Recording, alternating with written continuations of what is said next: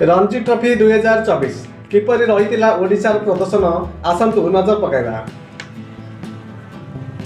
प्रथम match versus Baroda. Baroda जो match रे 147 रन विजय हासिल करथिला। प्रथम इनिंग्स रे बरोदा 351 एवं सेकेंड इनिंग्स रे 258 रन करथिला बेले ओडिशा प्रथम इनिंग्स रे मात्र 178 रन करथिला बेले सेकेंड इनिंग्स रे 284 run करथिला। Second match versus Madhya Pradesh जो मैच ड्र रखिबार सफल होइतिला ओडिशा। ओडिशा प्रथम इनिंग्स रे 298 रन विशाल स्कोर करथिला बेले सेकेंड इनिंग्स रे 38 रन करी गोटे विकेट हराइतिला। मध्य प्रदेश प्रथम इनिंग्स रे 318 रन करथिला बेले सेकेंड इनिंग्स रे 291 रन करि परथिला। जेउतिरे सुब्रांशु सेनापति को man of the match award मिलथिला जे कि 277 रन विशाल स्कोर करथिले। सुनील राहुल को मध्ये 5 विकेट मिलथिला। Third match versus Jammu and Kashmir जेउतिरे मैच बहुत रोमांचकर होइतिला एवं शेष मुहूर्त रे 2 विकेट रे विजय हासिल करथिला जम्मू एंड काश्मीर। ओडिशा प्रथम इनिंग्स रे 130 एवं सेकेंड इनिंग्स रे 198 रन करथिला।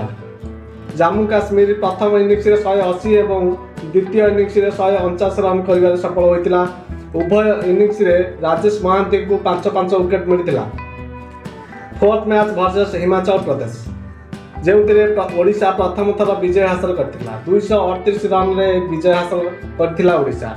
ओडिशा प्रथम इनिंग्स रे 138 एवं सेकेंड इनिंग्स रे 425 रन रो स्कोर करथिला। हिमाचल प्रदेश प्रथम इनिंग्स रे 176 रन करथिला बेले सेकेंड इनिंग्स रे 149 रन करथिला।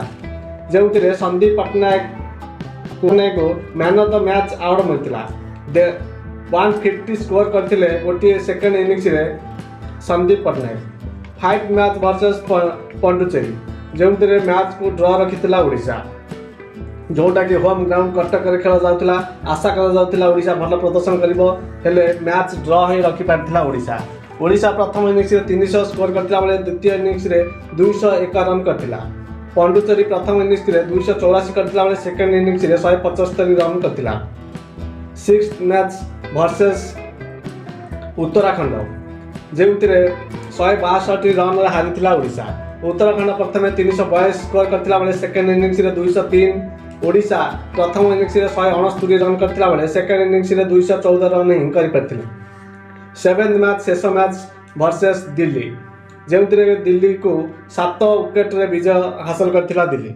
ओडिशा प्रथम इनिंग्स रे 440 भल स्कोर करथिले भी सेकेंड इनिंग्स रे मात्र 133 रन करथिला। सेहीपरि दिल्ली प्रथम इनिंग्स रे 451 रन करथिला बेले सेकेंड इनिंग्स रे 123 रन करथिला।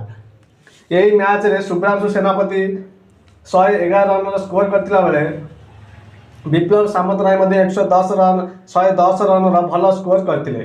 तथापि ओडिशा को हार सामना करबा को पड़िथिला। टोटाल 7टी मैच रु मात्र गोटे मैच रे विजय हासिल करि परथिला ओडिशा।